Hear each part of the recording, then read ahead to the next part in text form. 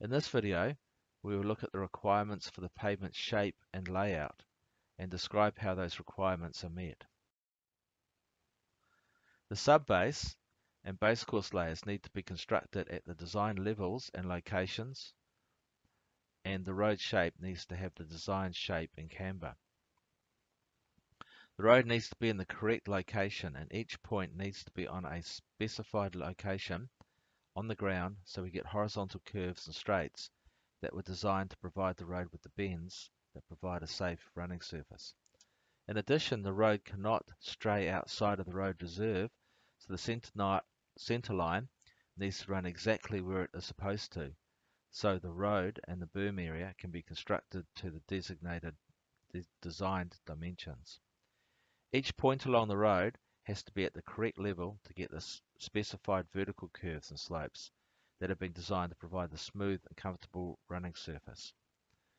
So you can see in this diagram here, those little triangles, they are levels. So the top of the curve, the channel, the edge of the road, the center of the road, the top of the subbase and the top of the subgrade all need to be close to the designed levels. Likewise, the slope of the road and the width of the road also need to be as specified in the drawings. TNZ-B2, specification for the construction of unbound granular pavement layers, sets out the tolerances for the pavement shape and levels. This diagram shows the tolerances as set out in the specification. A tolerance is the amount of the measurements of something can change and still be regarded as acceptable. In this case, it is the levels and shape of the road that is being measured. For example, TNZ-B2 has a negative 5 mm to plus 15 mm tolerance for the level of the road of the base course surface.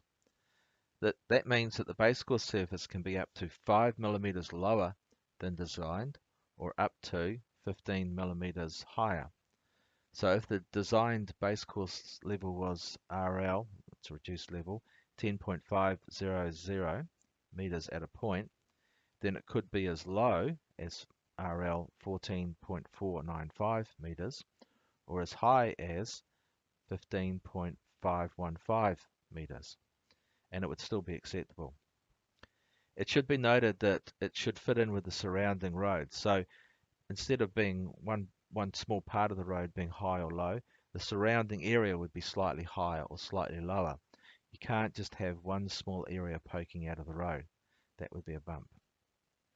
You can see the tolerances vary. If a road has a curb and channel, as shown by the top diagram, then the tolerances are generally tighter. In particular, there is no tolerance on the road width. The width of the road, that is the distance between the curbs, has to be accurate to within the millimeter.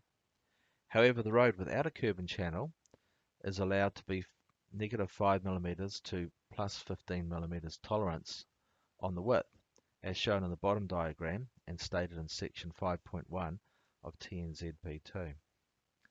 The fall across the road is also specified. You will recall that a road needs to have a camber to allow the runoff to quickly drain off the road. TNZ-B2 allows this crossfall to vary by 0.5%, although some roads may have a tighter tolerance. The camber is usually 3%, so even a 0.5% variation still has the camber sloping to the edge. Each point along the road has to be at the correct level and location on the ground, otherwise known as the line of the road, to provide the smooth and comfortable and safe running surface. This is complicated by the fact that the surface varies. The road has camber, with the center of the road being higher than the edges to allow water to drain off the carriageway. In addition, the levels change along the road with the slopes and vertical curves of the vertical alignment. And it also changes in line with bends and horizontal curves. Therefore, each part of the road needs to be at different level and different location. To allow the road to be constructed to the correct line and level, we need to provide accurate guidance for the workers constructing the road.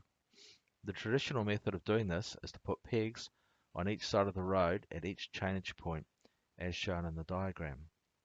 The pegs have information on them saying how far the edge of the road is from the peg, that is, its offset, and also what the road levels are at that point. The road levels may be the level of the top of the curve as shown above, or it may be marks to allow the road cross-section to be determined by stringing.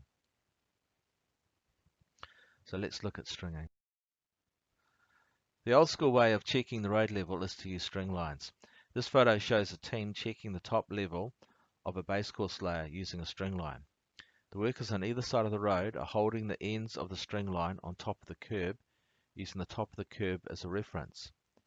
Other sites may use levels marked on the pegs as a reference.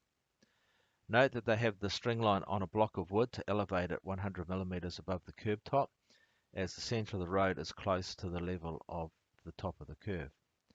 The engineer is measuring the height of the string line above the road surface. The other worker is recording the measurements and noting whether the road surface needs to be raised or lowered, or it's just right.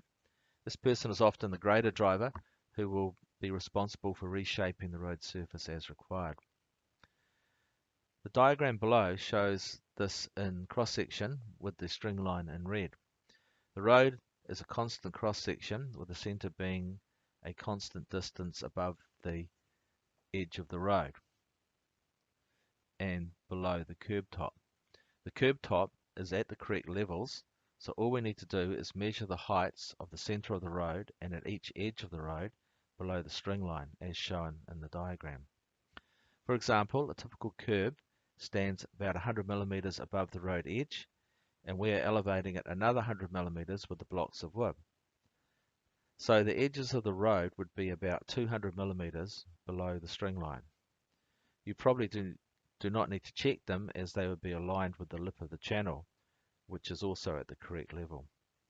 The distance from the road center to one edge of the road is typically 3 meters wide. So the center of the road should be about 90 millimeters, that is 3% of 3 meters, above the edge of the road. In other words, the center of the road would be 90 millimeters higher, so it is closer to the string line, so you should be measuring about 110 millimeters, which is the height of the string line above the curb top. 200 millimeters minus the extra height of the road center, which is about 90 millimeters. So stringing is a very clever way of checking the road level, but it requires 4 people to do it. Recent technology has advanced, so now we have global positioning systems, or GPS for short. GPS allows us to determine the location and level, the line and level, of any point on the ground using a staff fitted with a GPS unit. Pegs are not required, and it can be done by one person carrying a GPS unit. GPS units calculate the position and level of the unit using satellites as reference points. The GPS unit may be carried by a surveyor or mounted on graders or other plant, so eliminating the need for stringing. In fact, many sites do not use pegs anymore, as the coordinates of the road, that is the line and level, are input into GPS units. This photo shows a GPS unit mounted on a grader. It is on top of the white pole on the side of the grader. The unit establishes its position from satellites and inputs it into the computer on the grader. The grader is also fitted with sensors determining the position and level of the blade, so the computer can calculate the exact coordinates of the blade and hence the surface that it is grading. The operator sees this information on a screen in the grader cabin and can adjust the blade to the required levels. Some units even control the level of the blade while the operator just drives along the road. These are called machine control systems.